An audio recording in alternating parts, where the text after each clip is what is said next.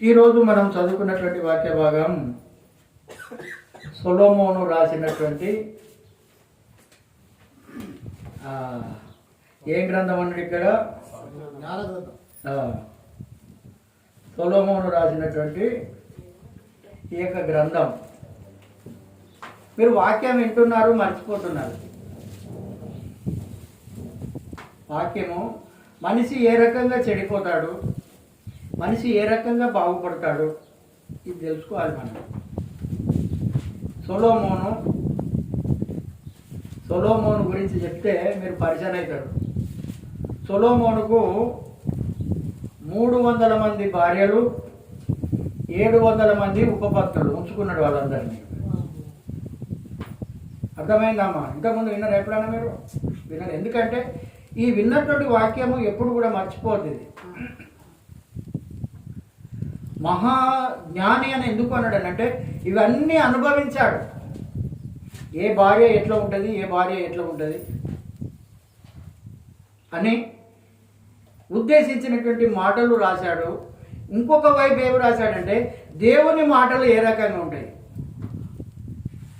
అసలు దేవుని ఉద్దేశం ఏంటి, ఈ సాతాను ఉద్దేశం ఏంటి.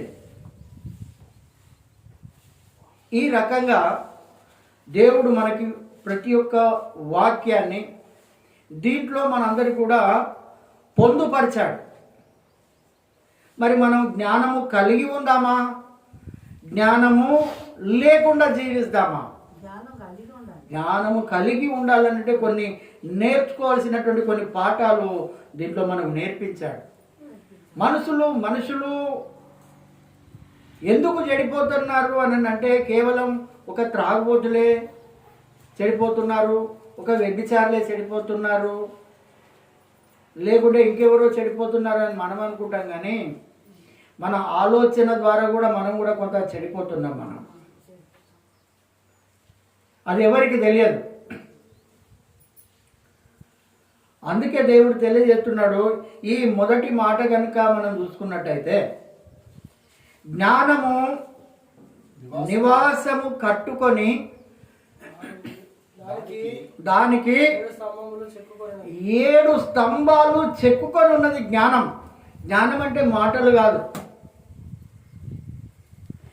7 అనేటువంటి సంఖ్య బైబిల్ చెప్తున్నది. 7 అనేటువంటి సంఖ్య ఎలాంటి సంఖ్య అని చెప్తున్నది బైబిల్ గ్రంథము అని అంటే 7 అనేది కొంతమంది ఏడ్చినట్టు అంటారు. కొంతమంది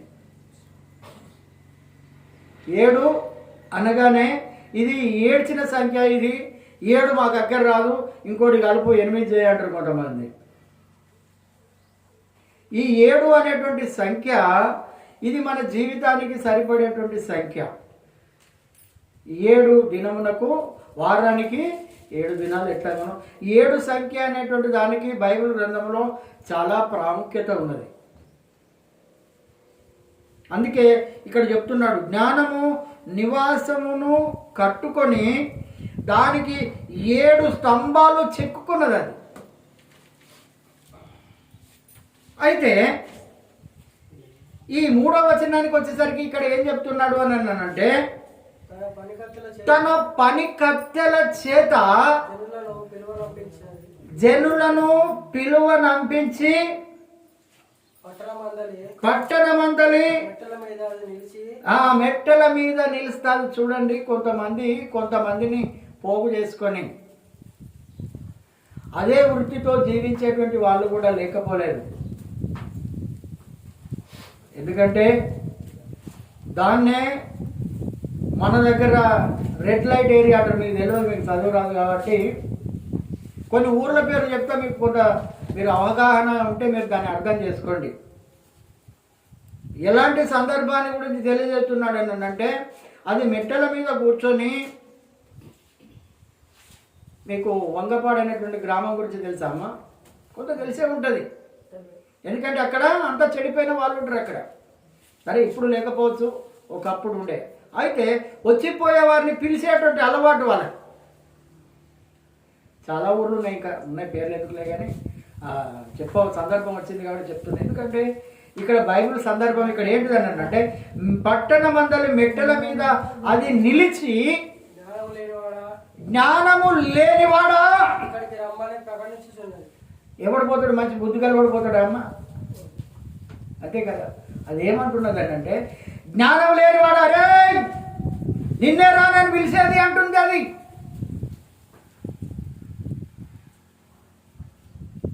మనిషి పడిపోవడానికి కారణం, మనిషి బాగుపడడానికి కారణం ఒక స్త్రీ.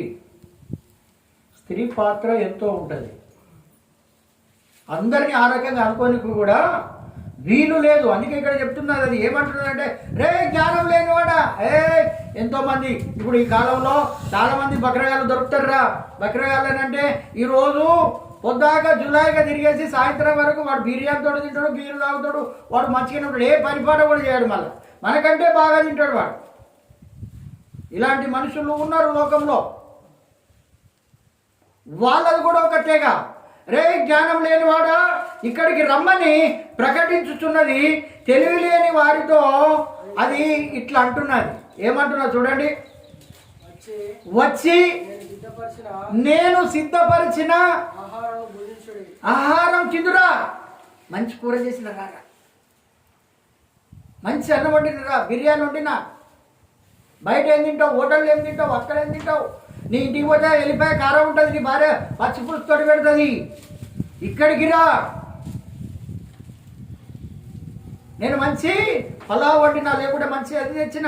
చూడండి ఇక్కడ ఏమంటున్నది, అది సిద్ధపరిచిన ఆహారం భుజించండి, నేను కలిపిన ద్రాక్షారసము తాగండి. మంచి మంది తెచ్చిన, అవుట్ ఆఫ్ నుంచి తెచ్చిన, ఆ దేశం నుంచి తెప్పించిన, ఈ దేశం నుంచి తెప్పించిన, రా అనగానే వాడు సపరించుకుంటే పోతాడు. ఇంకేమున్నది. ఒక ఏది గొర్రెను ఏది చెవు పట్టుకొని కుదుకపోతాడు, ఎట్లా పోతుందండి? ఆ రకంగా పోతాడు. ఇంకేమున్నది. అది కావాల్సింది. అది ఈరోజు చర్చికి రమ్మంటే ఎవరైనా వస్తారా? సాయంత్రం దావత్ చేసుకుందామంటే 100 మంది కుడతారు అక్కడ. చర్చికి రమ్మంటే వస్తారా? రారు. సాయంత్రం ఇవాళ దావత్ ఉన్నది, మంచి 4 ఆటలు కొత్తాళ్ళు, మంచి దావత్ ఉన్నది, మన అయ్యగారు వస్తాడు, లేకుంటే మన పెద్ద ఆయన వస్తాడు, ఎమ్మెల్యే వస్తాడు, ఎంపీ వస్తాడు. అక్కడ తప్పకుండా ఉండాలి, తినడు ఉంటుంది, తాగుడు ఉంటుంది, ఎంజాయ్ ఉంటుంది, అన్నీ ఉంటాయి అని అంటే చర్చి బంద్. అంటే మనిషిని ఖరాబు చేయడానికి, మనిషిని చెడగొట్టడానికి ఇలాంటి కారణాలు ఎన్నో ఉన్నాయి. అందుకే బైబిల్ గ్రంథం ఏంటంటే వాళ్ళందరూ చాలా మంది ఏమంటారంటే ఇది మంచి గ్రంథం కాదంటున్నారు. ఉన్నట్టుగా రాయబడ్డది. ఇట్లా దాపరికం ఉండదు, ఇందులో స్త్రీ పురుష భేదం ఉండదు. ఏంటన్నా మీరు వాక్యం ఇట్లా చెప్తుండేంది అని నీకు వీలు లేదు. ఇది చెప్పాలి. ఇది చెప్పకపోతే ఇది ఏమంటున్నది అంటే ఇది 2 అంచెల కడక, మిమ్మల్ని కడిగేస్తుంది, నన్ను కడిగేస్తుంది. చెప్పకపోతే మేము తప్పులో పడతాం, వినకపోతే మీరు తప్పులో పడతారు. అందుకే ఇక్కడ చెప్తున్నది ఏమంటున్నది అంటే ఇక జ్ఞానము లేని వారై ఇక్కడ కింది వచ్చిన వాళ్ళు దేవుడు మాట్లాడతాడు. ఇక అది పిలిచింది, మందున్నది, అది ఉన్నది, ఇది తాగుదురా, అది తాగుదురా, నీకు ఏది ఇష్టమైతే అది తిను, ఏది ఇష్టమైతే అది తాగు, అది చెప్తున్నది. కింది మాటలో దేవుడు మాట్లాడుతున్నాడు చూడండి. ఇక జ్ఞానము లేని వారుగా మీరు ఉండకండి. తిన్న చాలు, తిరిగింది చాలు, చేసింది చాలు. ఇక నుండి జ్ఞానము లేకుండా మీరు ఉండకండి.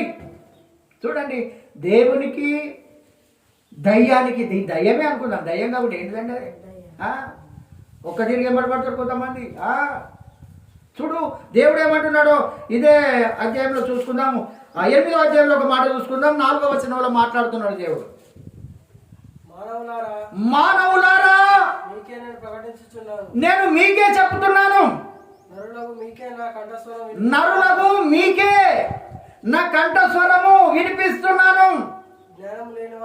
జ్ఞానము లేని వారులారా జ్ఞానము ఎట్టిదైనది తెలుసుకునుడి. నేను తెలియజెప్తా రండి. హల్లెలూయా. నేను తెలియజెప్తా రండి. అది జ్ఞానం లేని వారులారా అంటున్నది కదా. ఆ జ్ఞానం ఏంటిదో నేను తెలియజెప్తా. నీ జ్ఞానం ఇవ్వని గాడేవాళ్ళండి కడుపు నిండేదా కాళ్ళు నిండి దాని దగ్గరకు వస్తే ఉపవాసం ఉండాలి, ఏడవాలి, మోకాళ్ళ మీద ఉండాలి, గోజాడాలి, చేతులు ఎత్తాలి, ఇవన్నీ చేయాలి. మీ దగ్గరకు వస్తే కూర్చున్నట్టే ఉండాలి. 2-3 గంటల దాకా మమ్మల్ని కట్టేసినట్టు ఉంటాము అంటారు కొంతమంది. దేవుడు అంటున్నాడు ఇక్కడ, బుద్ధిహీనులారా, బుద్ధి ఎట్టిరైనది, యోచించి మీరు చూడండి, ఆలోచించండి. యోచించడం అంటే ఆలోచించి చూడండి ఏది మంచిదో. తప్పిపోయిన కుమారుడు ఎప్పుడు తెలుసుకున్నాడు అమ్మ? బుద్ధి ఎప్పుడు వచ్చింది వానికి చెప్పండి? ఎప్పుడు వచ్చింది బుద్ధి?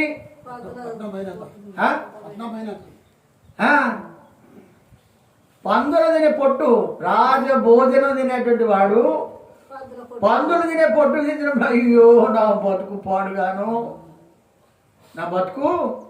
పాడుగాను. ఇలాంటి స్థితి వస్తుందని నా జీవితంలో కూడా నేను అనుకోలేదే. అయ్యో నా తండ్రి దగ్గర అనేకమైనటువంటి వారికి భోజనం సమృద్ధిగా దొరుకుతుంది, ఇక నేను బ్రతకలేను. నా పని వాళ్ళలో, అయ్యా నీ పని వాళ్ళలో ఒకరిగా నన్ను పెట్టుకోమని నా తండ్రి దగ్గర పోయి చెప్పుకుంటా, ఇక్కడ నేను బ్రతకలేనని బుద్ధి వచ్చినప్పుడు వెళ్ళిపోయాడు. చప్పట్లు కొట్టండి. దేవుడు చెప్తున్నాడు, బుద్ధి లేనుడా, నేను నీకు బుద్ధి ఎట్టిదైనను యోచించి చూడండి, నేను శ్రేష్టమైన సంగతులను చెప్పేదను వినుడి. నా పెదవులు యథార్థమైనటువంటి మాటలు మాట్లాడతాయి, బ్రోకర్ మాటలు కాదు. కొంతమంది ఇక్కడో మాట మాట్లాడతారు, అక్కడో మాట మాట్లాడతారు, గుళ్ళో ఒక మాట మాట్లాడతారు, బయట ఒక మాట మాట్లాడతారు. వీళ్ళని ఏమంటారు అంటే బ్రోకర్స్ అంటారు. బ్రోకర్స్ అంటే ఇరికేనా? అంగట్లోనే ధనాలు అంటారు.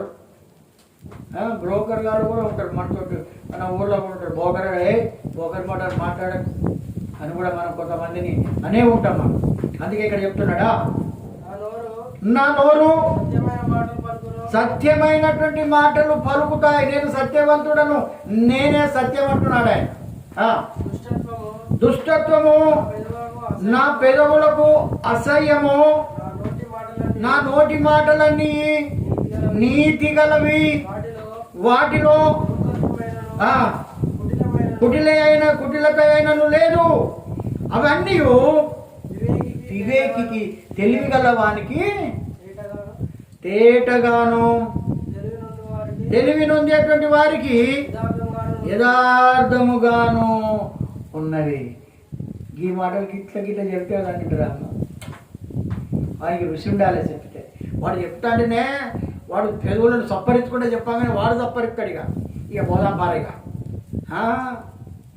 మంచి కాడికి రారమ్మా, మంచి కాడికి రారు, చెడ్డ కాడికి ఎక్కువ వెళ్ళిపోతారు, మంచితనానికి రారు. అందుకే దేవుడు మాట్లాడేటువంటి మాటలు ఇక్కడ మనం చదువుతూ ఉన్నాం, వింటూ ఉన్నాం. 7వ వచనం 9వ అధ్యాయం, అపహాస్యకులకు బుద్ధి చెప్పువాడు. కొంతమంది అపహాస్యకులు ఉంటారు అమ్మా, అపహాస్యకులు ఉంటారు. అపహాస్యకులు అని అంటే బజార్ మీద కూర్చుంటారు, వచ్చిపోయే వాళ్ళందరూ విమర్శిస్తారు. వీడిట్లా, ఇది అట్లా, వాడట్లా, వీడిట్లా. వాడు అపహాస్యం చేస్తున్నాడు, మనల్ని అపహాస్యము చేస్తున్నాడు. అపహాస్యము చెప్పేవానికి, అపహాస్యకులకు ఇక్కడ ఏమంటున్నాడు, బుద్ధి చెప్పువాడు. అరే ఏందిరా, ఎందుకు కూర్చుంటారా వేస్ట్గా, ఇక్కడ ఏమైనా పని చేసుకోరాదురా అనవసరంగా. ఇట్లా అంటే వాడు ఈ చెప్పినోనికే ఒక మాట అంటాడు. అక్కడ వాడు ఈ చెప్పినోనికే ఒక మాట అంటాడు. అపహాస్యకులు మనలో కూడా కొంతమంది ఉంటారు. అక్కడ కూర్చున్నోడే అపహాస్యకుడు అని అనుకోవద్దు, అర్థమైందా? వానికి పెద్దోడు తెలియదు, చిన్నోడు తెలియదు, మర్యాద తెలియదు, మమకారం తెలియదు, ఏం తెలియదు అని. అందుకే వాడిని కనుక ఒక మాట అంటే వాడు మనల్నే ఒక మాట అంటున్నాడు. కనుకే నింద తెచ్చుకొను, భక్తిహీనులను గద్దించు వానికి అవమానమే కలుగుతుంది. ఏమో ఎందుకని వీళ్ళు తోలికిపోతుంట, నేను ఎందుకని మంచి మాట చెప్తే వాళ్ళు నన్నే ఈ రకంగా చెడు మాటలతో అంటున్నారు. ఎందుకు లేట్ అయిందా అంటే, నీకు లేట్ అయితే ఏం లేదా, నువ్వు లేట్ చేస్తే ఏం లేదా అంటే ఒకటి అని అనిపించుకున్నట్టు. వీడు అపహాస్యకుడు అవుతాడు, వీడు బుద్ధి లేనోడు అవుతాడు, వీడు తెలివి లేనోడు కూడా అవుతాడు. అందుకే ఇదే దావీదు ఏం చెప్పిండనంటే, ఏమని చెప్పిండనంటే, అపహాస్యకులు కూర్చుండు చోట కూర్చుండకూడదు, అపహాస్యకులు ఉన్న చోట ఉండకూడదు దావీదు చెప్పాడు. అందుకే చెప్తున్నాడు. అందుకే ఇక్కడ అంటుండు, భక్తిహీనులను గద్దించు వానికి అవమానమే కలుగుతుందట. ఎవడన్నా భక్తిహీనుడు ఉంటే వాడు తెలియలేడు, లేకుంటే భక్తి లేనోడు, దేవుని గురించి తెలియనోడు ఉంటాడు కదా. ఈ రోజులలో నాకే అంత తెలిసినట్టుగా కూడా ఫీల్ అయ్యే వాళ్ళు కూడా చాలామంది ఉన్నారు. నాకే దేవుని గురించి బాగా తెలుసు అనేది. కానీ ఎప్పుడు కూడా భక్తిహీనుడు అని అంటే భక్తి ఉన్నట్టే నటిస్తాడు కానీ భక్తి ఉండదు అతనిలో. భక్తి గలవారం అని చెప్పుకుంటూ దాని శక్తిని ఆశ్రయించినటువంటి వాళ్ళు ఉన్నారని తిమోతికి రాస్తూ చెప్తున్నాడు. తిమోతి పత్రికలో పౌలు భక్తుడు చెప్తున్నాడు. దాని శక్తిని ఆశ్రయించారు. దాని అదేంటో తెలియదు, చిన్న తెలియదు, పెద్ద తెలియదు, ఓ మాట అనేస్తాడు అంతే. చిన్న తెలియదు, పెద్ద తెలియదు. వాడు భక్తిహీనుడు, ఎప్పటికీ లొడ మాట్లాడుతూనే ఉంటాడు. వాని నోటికి ఫుల్ స్టాప్ ఉండదు, నోటికి ఫుల్ స్టాప్ ఉండదు. అందుకే చూడండి, ఆ మాట కూడా కావాలనంటే ఏదో అధ్యాయంలో రాయబడిన మాట చూసుకున్నాం. ఆ భక్తిహీనుడి గురించి ఆ మాట అది ఇంతకుముందు మేము అండర్లైన్ చేసుకోమని చెప్పినా కానీ మీరు అలా చేసుకున్నారో లేదో. భక్తిహీనుల గురించి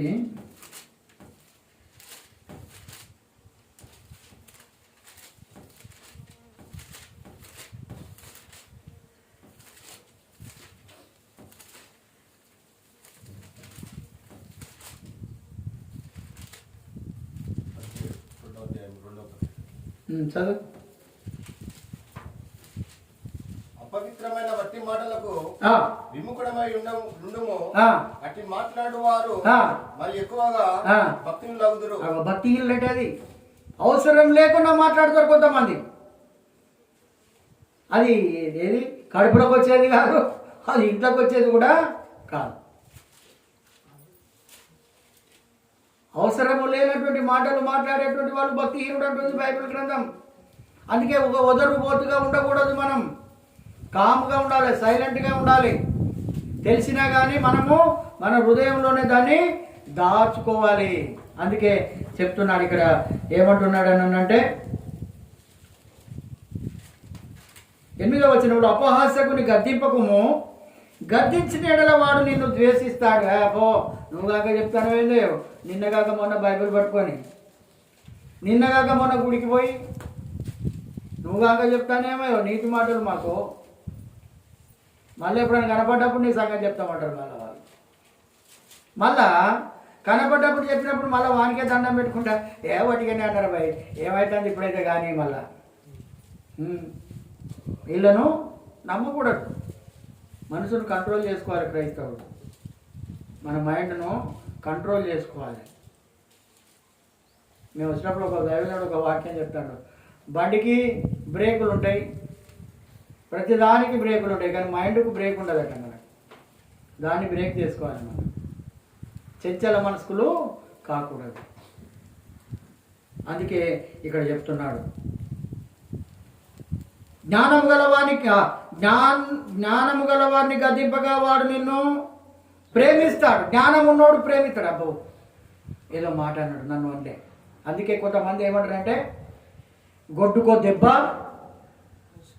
నిద్రపోతాలా మాట్లాడగలరు ఎందుకు అంటే, గొడ్డుకో దెబ్బ అక్కర్లే, గొడ్డుకో దెబ్బ మనిషికో మాట.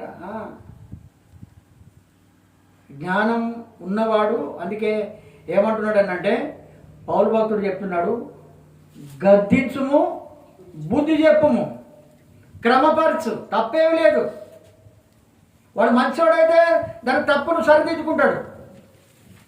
వాడు మంచోడు కాకపోతే, బుద్ధిహీనుడైతే, అది విలువంగానే పోయేటోడైతే వాడు సరిదిద్దుకోడు వాడు. అందుకే ఇక్కడ చెప్తున్నాడు, ఆయన మాట్లాడుతున్నాడు, జ్ఞానము గలవాన్ని గద్దింపగా వాడు నిన్ను ప్రేమిస్తూ ఉంటాడు. అబ్బా ఎందుకో ఈ మాట అన్నాడు నాన్న, ఎందుకో ఈ మాట అన్నాడు అంటే ఏదో పొరపాటు నాలో ఉంది అని వాడు గ్రహిస్తాడు. ఇంకో మాటలు ఏమంటున్నాడు అంటే, జ్ఞానం గలవానికి ఉపదేశము చేయగా వాడు మరింత జ్ఞానం వస్తుంటది, ఇంకా జ్ఞానం వస్తుంటది.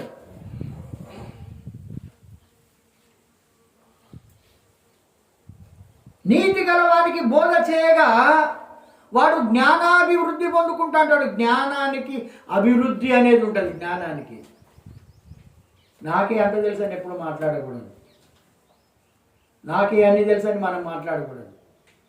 ఇవి దేవుని మాటలు మాట్లాడుతున్నాడు.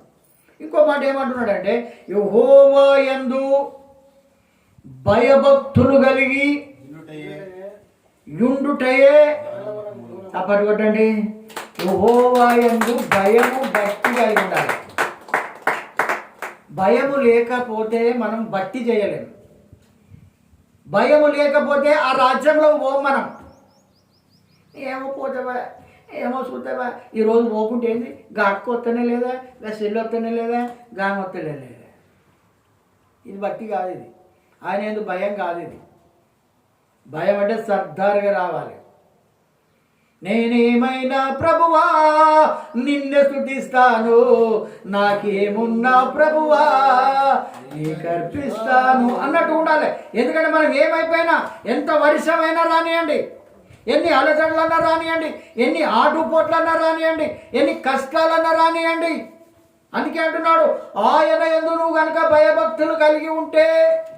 కొంతమందికి దేవుని భయం ఉండదు. కుక్కల్ని అంటే భయపడతారు, దొంగలు పడతానంటే భయపడతారు, ఇంకేదైనా విషయం చెప్తే భయపడతారు, ఏదైనా సప్పుడైతే భయపడతారు.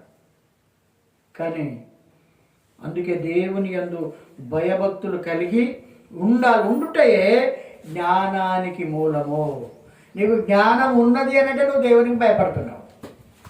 ఏంది పోతే ఏంది, నేను పోయేదాకా వాళ్ళు ఉంటారా, నేను పోతేనే కదా వాళ్ళు వచ్చేది. ఇది ఈ లోకపు మాటలు మాట్లాడకూడదు దేవుని దగ్గర. అందుకే దీన్ని ఏమంటున్నాడంటే, దేవుని యందు భయము కలిగి జీవించాలి. మనం భయము కలిగి ఉండుటే జ్ఞానానికి మూలం. దేవుని భయం ఉన్నటువంటి వాడు చెడు పనులు చేయడు. దేవుని భయం ఉన్నవాడు బ్రాండ్ షాప్ పోతాడా? దేవుని భయం లేనివాడు వాడు ఎక్కడ బ్రాండ్ షాప్ ఉన్నది, ఎక్కడ బెల్ట్ షాప్ ఉన్నది, ఇవే చూస్తాడు వాడు తెలివి తక్కువ వాడు. అందుకే చెప్తున్నాడు ఇక్కడ, పరిశుద్ధ దేవుని గూర్చిన తెలివే వివేచనకు ఆధారం. అంత తెలివి ఉండాలి మనకు. దేవుని యందు వివేచన కలిగి ఉండి, నా దేవుడు ఉన్నాడు, నేను పొరపాటు చేయకూడదు, నా దేవుడు నాతో ఉన్నాడు, వివేచన కలవాడు. దేవునిలో మనం ఉంటే ఆటోమేటిక్ నీకు వివేచన ఇస్తా అంటాడు ఆయన. ఆటోమేటిక్గా ఇది చేయాలా వద్దా, ఇది చేయాలా వద్దా అని ఆలోచన చెప్తాడు. అదే వివేచన.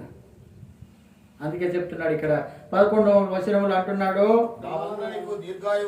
నా వలన నువ్వు ఎప్పుడైతే నాకు భయపడతావో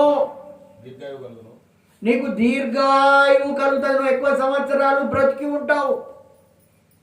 ఆయన యందు భయభక్తులు కలిగి కనుక మనం ఉన్నట్టయితే మనం ఎక్కువ కాలము జీవిస్తాం. ఎక్కువ కాలము జీవిస్తామని మాట్లాడుతున్నాడు. నా వలన నీకు దీర్ఘాయువు కలుగుతుంది, ఆయన వలన మనకు దీర్ఘ ఆయుష్. కొంతమంది దీర్ఘాయుష్మానుభవ అంటారు. కొంతమంది దీర్ఘాయుష్ ఎక్కడో రాదండి, నువ్వు దేవుని యందు భయభక్తులు కలిగి ఉంటేనే నీకు అధిక సంవత్సరాలు నువ్వు బ్రతకగలుగుతావు. అందుకే ఇక్కడ మాట్లాడుతున్నాడు. ఇంకేమంటున్నాడు అంటే, నీవు జీవించు సంవత్సరములో అధికములగును. హల్లెలూయా. ఈ సంవత్సరాన్ని చూడలేని వాళ్ళు ఎంతోమంది కాలగర్భంలో కలిసిపోయారు. ఇంకా మనం ఎన్ని చూడాలో. ఆయన యందు కనుక భయము భక్తి కనుక మనకుంటే, భయం ఉండాలా భక్తి ఉండాలమ్మా. ఒట్టి భయమే కాదు. మరి భయం అంటే ఏంటి? టైంకు మనం ఏ రకంగా అయితే భోజనం చేస్తామో ఆ సిస్టమేటిక్ ప్రకారం ప్రార్థన చేయాలి. భయం అంటే ఒకటిదేనా? దానికి అనుగుణంగా ప్రార్థన చేయాలి, దానికి అనుగుణంగా వాక్యం చదువుకోవాలి, దానికి అనుగుణంగా మనం నడుచుకోవాలి. ఇది మనం నేర్చుకోవాల్సినటువంటి భయం. అందుకే ఇక్కడ అంటున్నాడు, అధిక సంవత్సరములు మనకు అధికములు అయితే అట. అధిక సంవత్సరాలు బ్రతుకుతాం. నన్ను కూడా ఏమన్నాడంటే నేను ఇడు కూడా ఎక్కువ సంవత్సరాలు బతకడిగా ఏమున్నది మా అన్నలు చచ్చిపోయాడు మా అయ్య చచ్చిపోయాడు ఇక వాడు మళ్ళీ మొదటి పడతాడు ఎటాక మళ్ళీ ఇటే పడతాడు పోతాడు. దేవుని భయం కనుక మనం కలిగి ఉన్నట్టయితే ఎన్ని ఉపద్రవాలు రానియండి, ఎన్ని కష్టాలైనా రాని. ఆయన అంటున్నాడు, ఆయన మనం జీవించే సంవత్సరాలు ఇంకా అధికం చేస్తాడు. వానికే ఆత్మహత్య చూసేటానికే ఆ రకంగా మనం జీవిస్తామని మాట్లాడుతున్నాడు ఇక్కడ. అందుకే 12వ వచనంలో ఏమంటున్నాడు అనంటే, నీవు కనుక జ్ఞానివైతే, నువ్వు తెలివి కలవనివైతే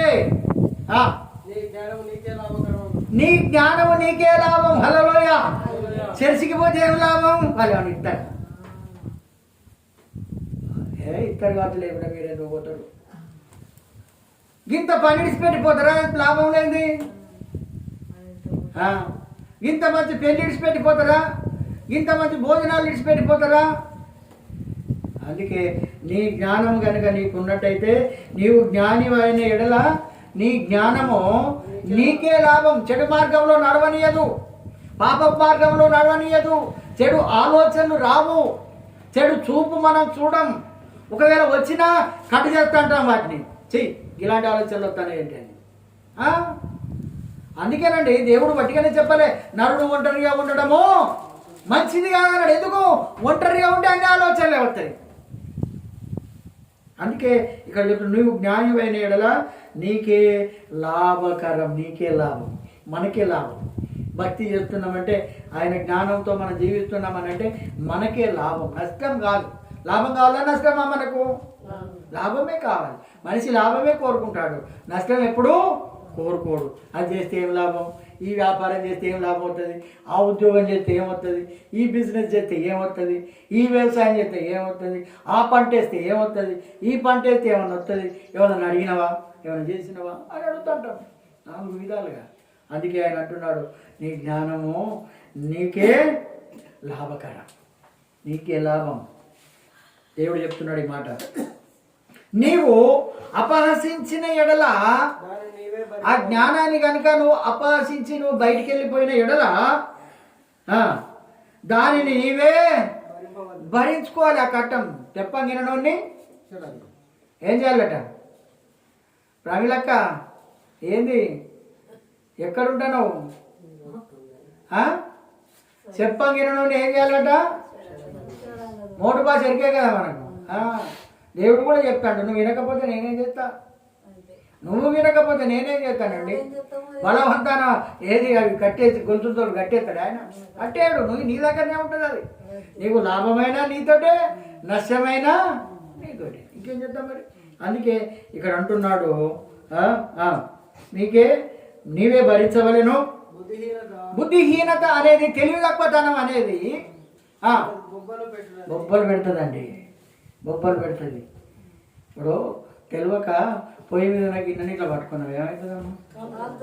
మన ఒడిలో నిప్పులు చూసుకుంటే కాలదా? అది నిప్పే. నువ్వు తెలిసి పట్టుకున్నా తెలియక పట్టుకున్నా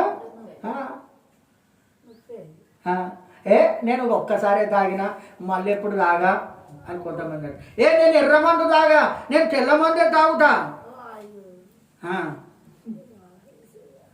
అరే బొబ్బలు ఎట్లా పెడుతుంది అది శరీరంలో. పోయిన డాక్టర్ దగ్గర పోతే అంటాడు, ఉప్పు కారం తినొద్దు, మసాలాలు తినొద్దు, మందు తాగద్దు, చుట్ట బీడి తాగద్దు అంటాడు.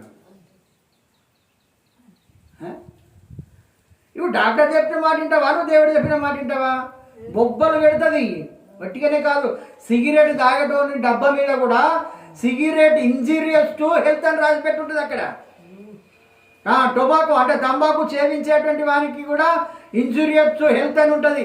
మందు తాగేటోని కూడా ఇది తాగితే ఇది శరీరం ఆరోగ్యం ఖరాబ్ చేస్తుందని దాని మీద కూడా రాయ, అయినా తాగుతున్నాడు మానవుడు. నేను తాగకుంటే బతక, బువ్వ లేకుండా 2 రోజులు ఉంటాయి, కానీ ఇది లేకుంటే నేను ఉండా, ఈ మందు లేకుండా ఉండా, అది లేకుండా ఉండా, వాడు లేకుండా ఉండా. కానీ దేవుడు వద్దు వీళ్ళకి. ఇక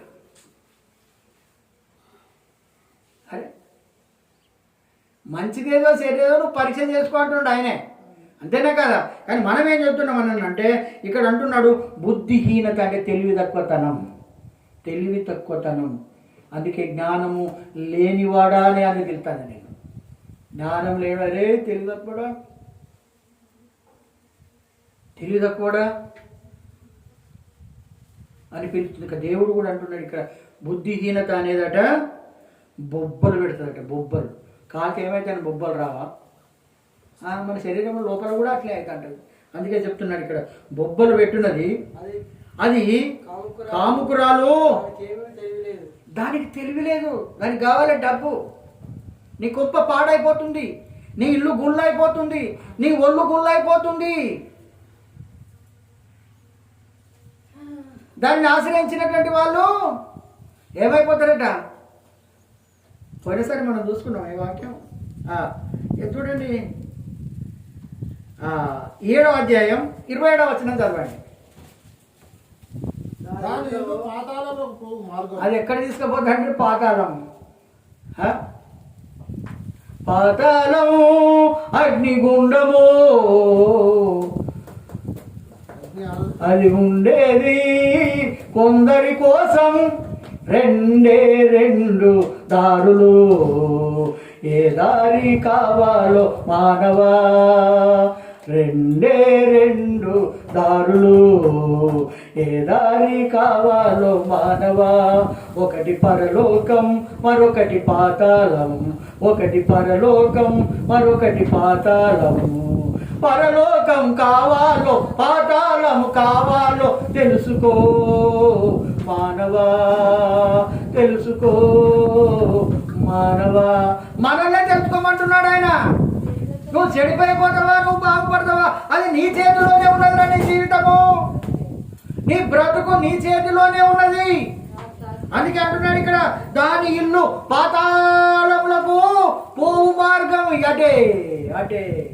ఇంకేమున్నది, దాని రుచి మరిగిండు అటే పోతాడు వాడు. తాగేటోడు కూడా రుచి మరిగిండు, వాడు మరవాడు వాడు. ఆ మార్గము మరణశాలలకు దిగిపోతుందట. అది ఆ మార్గము మరణశాలకు, చనిపోనికి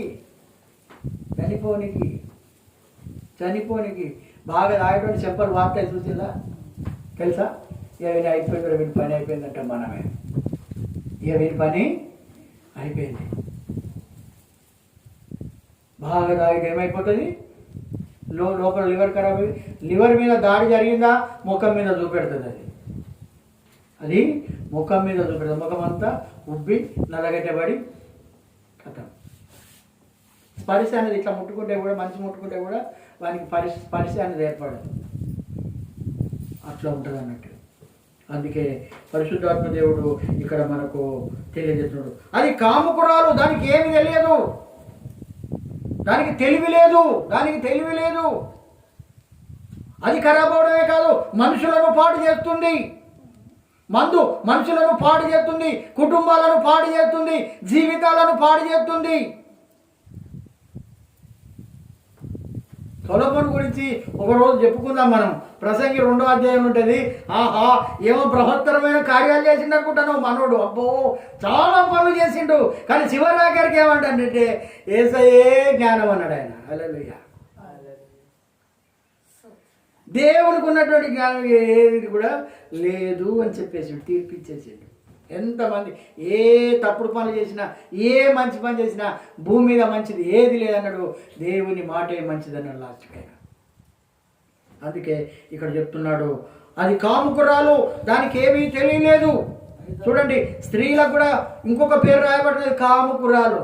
ఇంతకుముందు జార స్త్రీ అని ఉన్నాం, ఇంకోసారి చెడిపోయిన స్త్రీ అని రాసుకున్నాం, మనం చదువుకున్నాం మనం. ఇది కాముకురాలు. కామముతో కళ్ళు మూసుకుపోయినటువంటి స్త్రీ. ఇక్కడ చెప్తున్నాడు, ఇక్కడ కాముకురాలు. కన్ను మిన్ను కాడు, తాగేవాడు కూడా కన్ను మిన్ను కానకుండా తాగుతాడు వాడు. భార్య తెలియదు వానికి, మరి పిల్లలు తెలియదు, ఎవరు తెలివాడు. అరకంటి జీవితం అన్నట్టు అది కాముకురాలు, దానికి తెలివి లేదు. 14వ వచనం, అది తన ఇంటి వాకిట కూర్చుండును, ఊరి రాజవీధులలో. ఎక్కడ కూర్చుంటుందంట అది? రాజ వీధులలో కూర్చుంటుందట. బతికినంతకాలం మంచిగానే బతుకుతుంది బిడ్డ.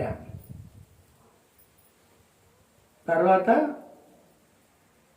తర్వాత తెలుసుగా మనకు దాని బతుకు కుక్కలు దింపినా విస్తరైపోతుంది.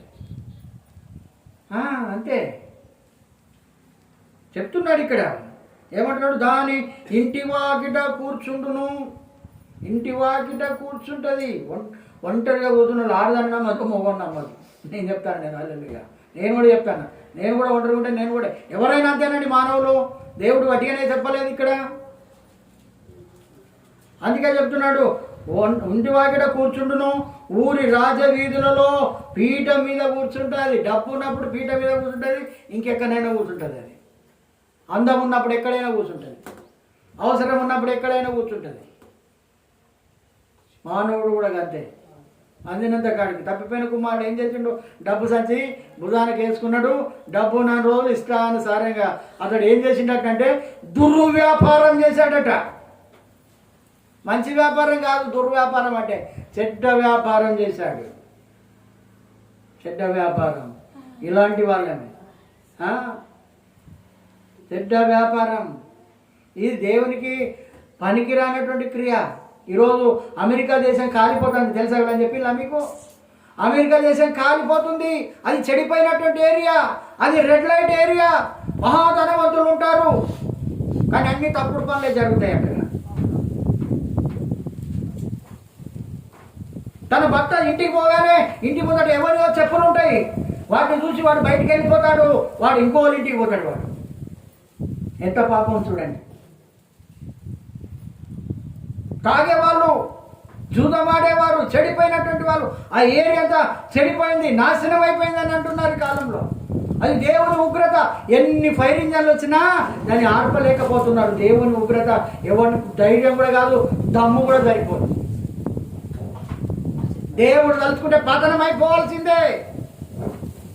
మీరైనా మేమైనా ఎవరైనా, ఈ ప్రపంచంలో ఉన్నవారు ఎవరైనా కానీ అంత చెడు చెడు చెడు చెడు చెడు. ఆడలతో ఆడలు పాపం చేయడం, మొగలతో మొగళ్ళకు పాపం చేయడం. దేవుడు అనేవాడే లేడు. దేవుడు అనేటువంటి వాడే లేడు. అలా అక్కడ మనుషులు ఒకసారి రోమీలకు రాసిన పత్రిక ఒకసారి తీయండి. రోమీలకు రాసిన పత్రిక ఎలాంటి మనుషులు ఉన్నారో చూడండి. అక్కడ ఇప్పుడున్న పరిస్థితి కూడా అదే. సొదొమ గొమొర్రా పట్టణం దేవుడు నాశనం చేశాడు. అక్కడ ఉన్నటువంటి లోతును తన కుటుంబాన్ని కాపాడాడు. కానీ ఇక్కడ కాపాడేవాడు ఎవడు లేడు, ఎవ్వరు కాపాడలేరు. అంత గాలిపోతుంది. అంత క్లాస్ ఏరియా, అంత మాస్ ఏరియా, అంత ధనవంతులు కోటీశ్వరులు ఉన్నటువంటి ఏరియా ఎందుకు తగలబడిపోతుంది? దేవుని ఉగ్రత. దేవుని బిడ్డలారా, దేవుని ఉగ్రత. రోమీలకు రాసిన పత్రిక 1వ అధ్యాయం. అందువలన దేవుడు తుచ్చమైన అభిలాషకు, తుచ్చమైన కోరిక, తుచ్చమైనటువంటి ఆలోచన, తుచ్చమైనటువంటి కోరిక. ఎంతసేపు అండి? వాడు అటు పోతాడు, పెగ్గు మింగుతాడు, ఏర్పడకుండా ముందు దుడుచుకుంటాడు. అక్కడే నేను గట్టెందుకు కానీ ఏంటని నిలబడి అంటాడు. వాడు చెడు పని చేసినప్పుడు కూడా గట్టినే అంటాడు. తుచ్చమైన పనికిరాని కోరికలు అవి. తుచ్చమైనటువంటి కోరిక, తుచ్చమైనటువంటి అభిలాష అంటారు. తుచ్చమైనది 2 నిమిషాల ప్రేమ అన్నట్టుగా. తుచ్చమైన కోరికలకు, అభిలాషలకు వారిని అప్పగిస్తాడు దేవుడు. వారి స్త్రీలు సైతము స్వాభావికమైన ధర్మమును విడిచి, స్వాభావిక విరుద్ధమైన ధర్మం, ఆడోళ్ళతో ఆడోళ్ళే పాపం చేయడం, విరుద్ధం, దేవునికి విరుద్ధం. అక్కడ చట్టం ఏం రాశారటంటే, చట్టం ఏం తీసుకొచ్చానంటే ఆడోళ్ళు పెళ్లి చేసుకోవచ్చు. దేవుని ఉగ్రత లేదు, ఏది కాదమ్మా అది. మనం అనుకుంటాం, అది దేవుని ఉగ్రత. ఆడోళ్ళు పెళ్లి చేసుకోవచ్చు, మొగోళ్ళు పెళ్లి చేసుకోవచ్చు. దేవుడు చెప్పిండా? వివాహము అన్ని విషయాలలో ఘనమైనది, పానుపు నిష్కల్మషమైనది. అలాంటి పానుపును ఈ రోజులలో ప్రేమ పేరుతో ఆ పానుపును నిష్కల్మషంగా చేసేస్తున్నారు. లోకం ఖరాబ్ అయిపోతున్నారు, చెడిపోతున్నారు. దేవుని ఉగ్రతకు గురి అవుతున్నారు. ఇక్కడ చెప్తున్నాడు, ఇక్కడ స్వాభావికమైనటువంటి ధర్మం. ఇప్పుడు స్వాభావికమైనటువంటి ధర్మము అని అంటే బండి ఎంత స్పీడ్లో పోవాలో అంతే స్పీడ్లో పోవాలి. ఎక్కువ స్పీడ్ పోతే ఏమవుతుంది? అది దేవునికి విరుద్ధం. మనకే గీత ఎవడైనా స్పీడ్గా పోతాడు, వాడు గంట స్పీడ్గా పోతాడు, వాడు ఏమైనా మనిషినా, వాడు ఉంటాడా పోతాడా అంటాం మనం. మరి దేవుని కోపం రాదా? స్వాభావికమైనటువంటి ధర్మమును విరుద్ధమైనటువంటి దేవునికి విరుద్ధం అంటే వ్యతిరేకమైనటువంటి ధర్మం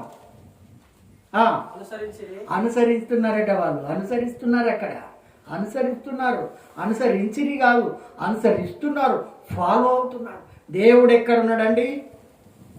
దేవుడు ఎవడు ఎక్కడు? నాకు కనపడమను, నాతోటి మాట్లాడమను అంటే నీ ఇష్టం. పంట ఒట్టిగానే పడుతున్నది, ఒట్టిగానే పెరుగుతున్నావు, ఒట్టిగానే గాలికి నువ్వు పెరుగుతున్నావా? ఆ గాలి కూడా లేకుంటే నీ సంగతిలో తెలిసొచ్చు. అక్కడ విరుద్ధం విరుద్ధం విరుద్ధం, తల్లిదండ్రులకు విరుద్ధం, బంధువులకు విరుద్ధం, స్నేహితులకు విరుద్ధం, భార్యాభర్తలకు విరుద్ధం, పిల్లలకు విరుద్ధం. ఈ రకంగా విరుద్ధం విరుద్ధం విరుద్ధం. మానవుడు ఆ రకంగా ఎవరు చెప్పు. సొదొమ గొమొర్రా పట్టణం కూడా ఏమైంది? మనం చదువుకున్నాగా, విన్నాం కదా. ఏమని చేశారు అక్కడ? అక్కడ కూడా అదే పాపం. దేవదూతలు రోజు ఇంటికి వస్తే, ఏయ్ తలుపు తీరా, మేము వాళ్ళతో పాపం చేయాలి వచ్చిన వాళ్ళతోటి. మరి వాళ్ళు వచ్చిన వాళ్ళు మొగలే, వీళ్ళు మొగలే, పాపం ఎట్లా చేస్తారండి?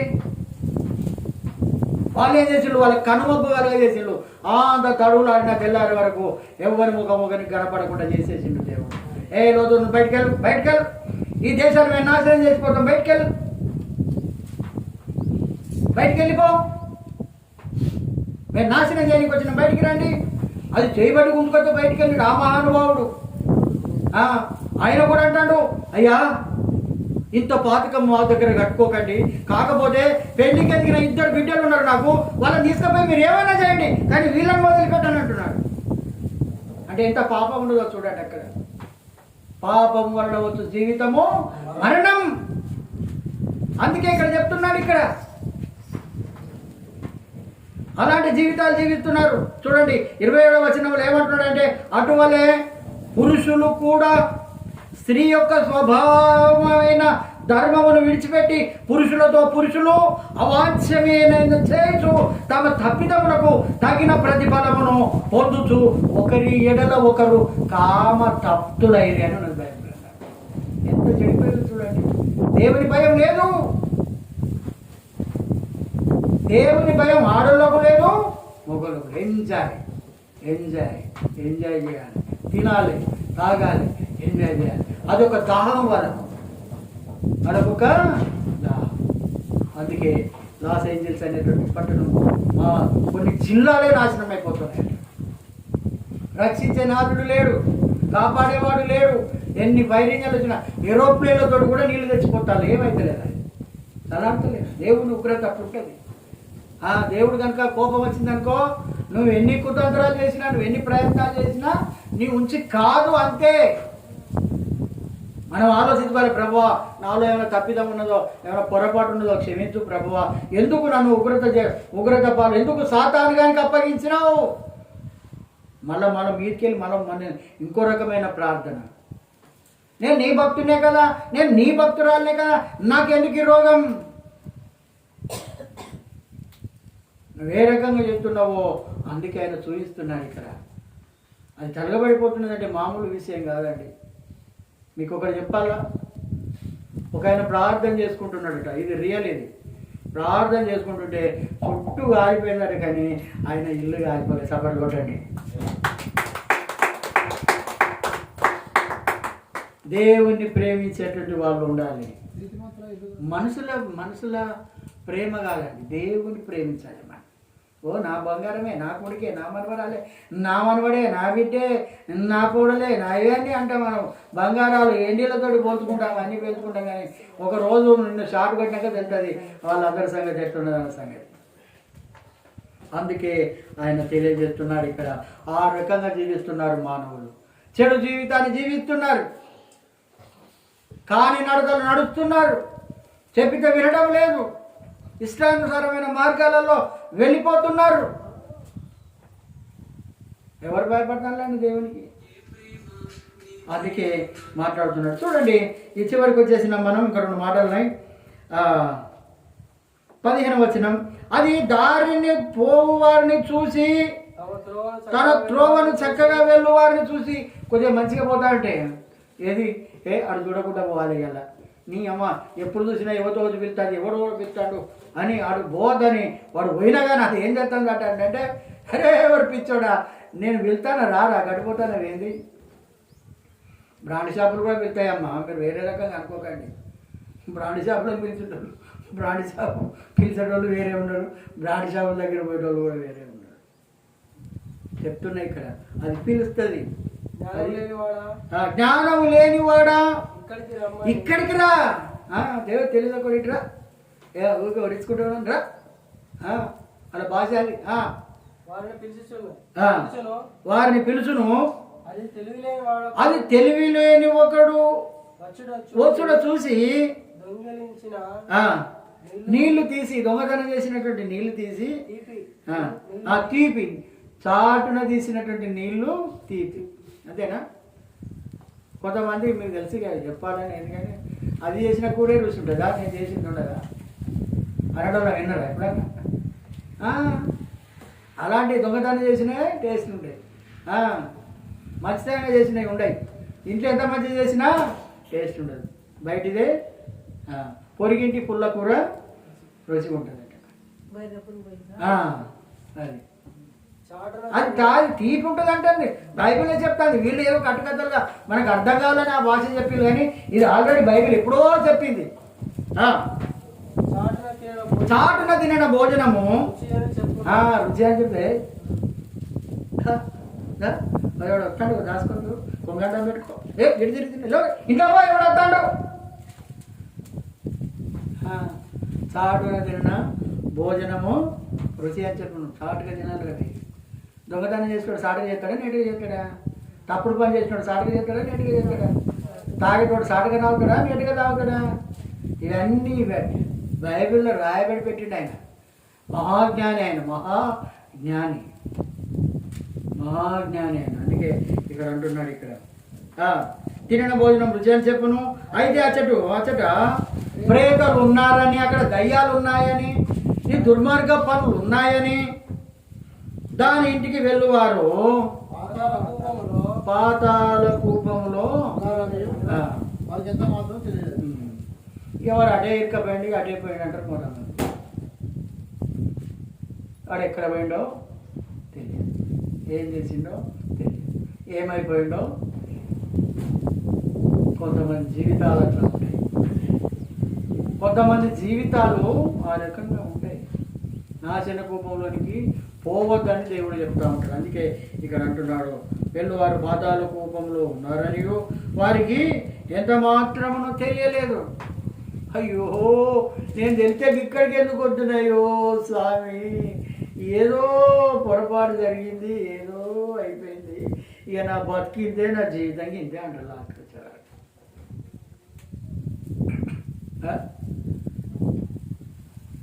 దేవుడు ఏమంటున్నాడు? తిరిగి రాదు నీ జీవితం, తెలుసుకో ఒక్కసారి ఈ నిజం. తిరిగి రాదు నీ జీవితం, తెలుసుకో ఒక్కసారి ఈ నిజం. విన్నావా ఇది విన్నావా, యేసయ్య పిలుపు నీవు విన్నావా, యేసయ్య పిలుపు నీవు విన్నావా. అంతా నాదేనని అంటావు, ఏది లేకనే నీవు పోతావు. ఆ పోయేది ఎచ్చటికో తెలుసుకో, జీవమా నిత్య నరకమా, జీవమా నిత్య నరకమా. తిరిగి రాదు నీ జీవితం, తెలుసుకో ఒక్కసారి ఈ నిజం. ఎవరన్నా తెలుసుకుంటాను, మంచి కాడికి వస్తాను, ఎవరన్నా చెడ్డ కాడికే పోతాను. ఆడ కథలు చెప్తానంటే పోతాను, ఆడ డ్యాన్స్ చేస్తానంటే పోతాను, ఆడ తీర్థం పోతానంటే పోతాను. కానీ యేసయ్య దగ్గరికి రారు. వాడు పోయినాడు తెలుస్తుంది, అప్పుడు మనకు అర్థమవుతుంది. సొలొమోనుకి అంత మంచి మాటలు బైబిల్ గ్రంథంలో మన కోసం రాయించి పెట్టాడు. ఇంకా ఈ లోకం ఆ రకంగానే ఉంది, ఈ ప్రజలు ఆ రకంగానే ఉన్నారు. ఒకరి మీద ఒకరికి ద్వేషాలు, ఒకరికి మీద ఒకరికి పగ. నేను చేస్తే వాళ్ళకేంది, నేను చేస్తే దానికేంది, నేను తాగితే వానికేంది, నేను పోతే దీనికి ఏంటంటే గింత అవుతుంది. ఎక్కడికి పోతావు లాస్ట్కు? అవన్నీ అక్కడికి పోవద్దనే ఎన్ని కష్టాలు పడతాను. దేవుడి కొద్ది మాటలు దీవించిన కాక. అక్కడికి పోవద్దనే, అక్కడికి పోవద్దనే, ఆ నరక కుప్పంలోని పోవద్దనే. సరే మంచిది.